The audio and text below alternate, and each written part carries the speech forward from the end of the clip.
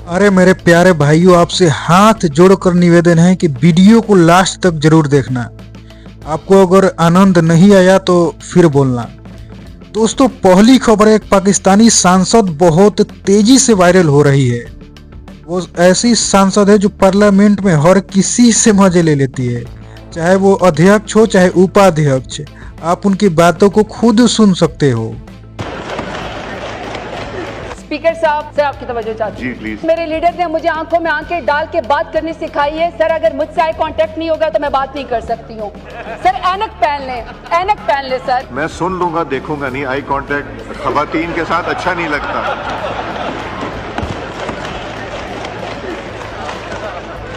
मैं किसी भी खातून की आंख में आंख डाल के नहीं देखता।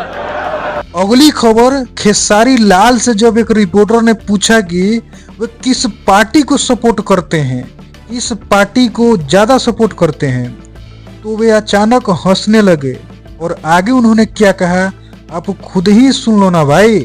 बीजेपी बार बार सवाल उठा रही है, मुद्दा उठा रही है कि तेजस्वी यादव जो है वो गायब हो गए, कहीं सार्वजनिक मंच पर दिखाई नहीं दे रहे हैं। उसको लेकर क्या हंस क्यों रहे हैं? हंस मैं इसलिए रहा हूँ ना कि बीजेपी में भी मेरे अपने हैं, आरजेडी भी मेरा अपना है, कांग्रेस भी मेरा अपना है, आम आदमी पार्टी भी मेरे अपना है। तेजस्वी जी कहाँ गए, उसको लेकर सवाल उठा रहे सार्वजनिक से है कि तेजस्वी भैया का।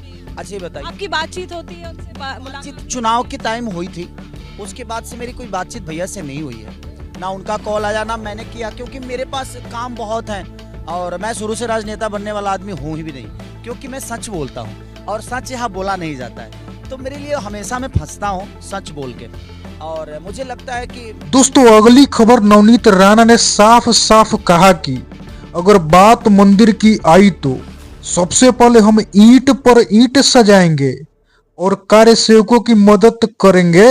यहाँ पे अगर ईंट के ऊपर ईंट अगर लगनी शुरू हुई तो यहाँ से भी कार सेवक लेके जाने की जिम्मेदारी, और 1 लाख से भी ज्यादा राम नाम के ईंट लेकर मैं जाकर, और हमारे जितने भी कार सेवक ये देश के होंगे वो जाकर वहाँ पर राम जी की मंदिर बनाएंगे। दोस्तों, राहुल गांधी का एक बयान तेजी से वायरल हो रहा है, जिसमें वो साफ साफ कहते नजर आ रहे हैं कि अमीरों को न्याय जल्दी मिलता है और गरीबों को न्याय नहीं मिलता है, और मिलता भी है तो इतना लेट से मिलता है कि वो न्याय नहीं रह जाता।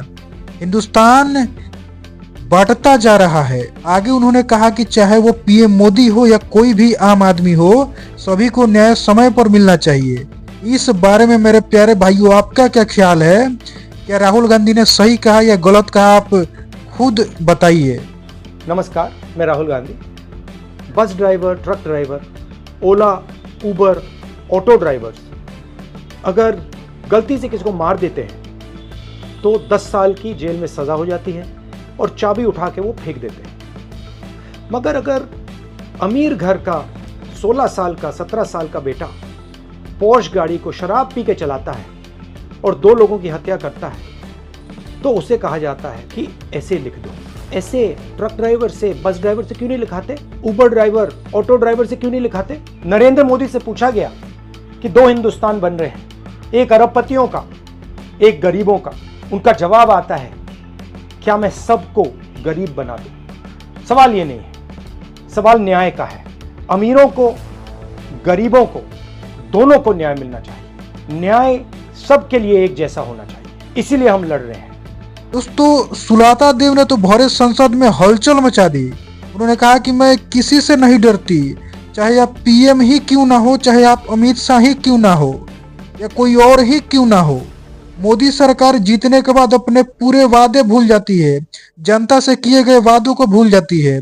उनको मैं याद दिलाना चाहूंगी, ये दादागिरी नहीं चलेगी सर, ये दादागिरी नहीं चलेगी। मैं जानती हूँ आपको दुख होगा, आप चिल्लाएंगे, मत चिल्ला के किसी के आवाज को आप दबा नहीं सकते, चिल्ला के किसी के आवाज को आप दबा नहीं सकते। हम वही है जो कभी आपको भी सपोर्ट किए हैं और आज भुगत रहे हैं, मगर अभी हम जो बोल रहे हैं वो भी सच है। आप जब कैंपेन कर रहे थे तो क्या बोले कि हम 300 यूनिट तक का बिजली फ्री देंगे, ये भी एक जुमला है। इलेक्शन खत्म हो गया, सरकार आ गया, मगर ये जुमला का जुमला रह गया। कोई इलेक्ट्रिसिटी 300 यूनिट का नहीं मिला है।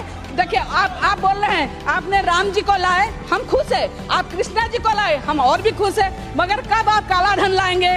कब आप अच्छे दिन लाएंगे, कब आप 2 करोड़ नौकरी लाएंगे, तब हम लोग बहुत खुश होंगे। और दोस्तों, शक्ति सिंह गोहिल ने तो गर्दा ही उड़ा दिया। उन्होंने भरे संसद में कहा कि मुझे गर्व है कि मैं हिंदू हूँ, हिंदूवादी हूँ भाई।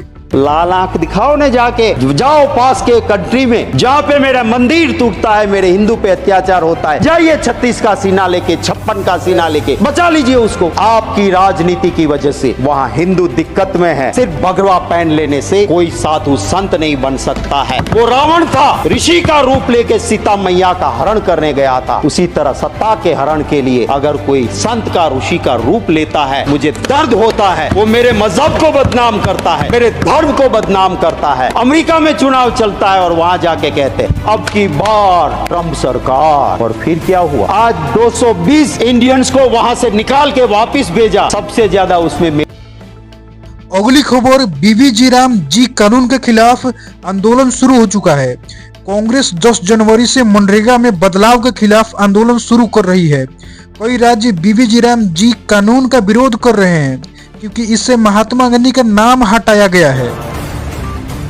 अगली खबर निकल के आ रही, इंदौर में स्वच्छ पानी के लिए आवंटित किए गए 2450 करोड़ रुपए। आपको बता दें कि मध्य प्रदेश का इंदौर शहर, जो लगातार कई वर्षों से भारत का सबसे स्वच्छ शहर चुना जाता रहा है, अब एक गंभीर सार्वजनिक स्वास्थ्य संकट का सामना कर रहा है। भागीरथपुर और आसपास के इलाकों में नगर निगम की पाइपलाइनों से मिले दूषित पेयजल के कारण कम से कम 20 लोगों की मौत हो चुकी है। अगली खबर निकल कर रही है, पीएम मोदी आज से गुजरात यात्रा पर। आपको बता दें कि प्रधानमंत्री नरेंद्र मोदी शनिवार 10 जनवरी से 3 दिवसीय गुजरात यात्रा दौरे पर रहेंगे। भारत ने शुक्रवार को बांग्लादेश से अल्पसंख्यकों पर हमलों से सख्ती से निपटने का आग्रह किया और इन घटनाओं को बाहरी कारणों से जोड़ने के प्रयासों को चिंताजनक बताया। विदेश मंत्रालय के प्रवक्ता रणधीर जायसवाल ने कहा कि हम चरमपंथियों द्वारा अल्पसंख्यकों के साथ उनके घरों और व्यवसायों पर हमलों का एक सिलसिला देख रहे हैं। अगली खबर है, कांग्रेस ने साधा निशाना, कहा मोदी की विदेश नीति पेंडुलम की तरह है।